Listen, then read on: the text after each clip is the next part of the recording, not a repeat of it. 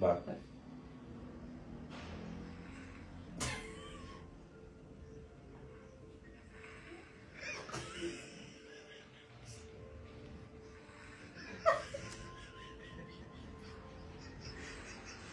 Şu sayalım da.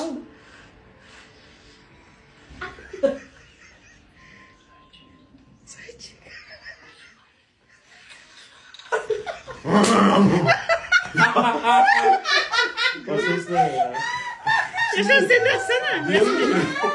Diyorum ki Zaycık, pajalista, kafanı düzelt, kolunu düzeltiyorum. Hı? Hı? Etti böyle, ondan sonra... Tamam, tamam aşkım, tamam. Yaşar sen de atsana biraz öncekini. Ayı da nasıl kolluyor? Aynen sen şarkı söylüyorsun. Oha! Oğlum bu ne lan? Seninki resmen Fena. senfoni orkestrası. Dur bir. Arada notaları alacağım, dur. Do, Standart gidiyor canım bak. do, la, si, do.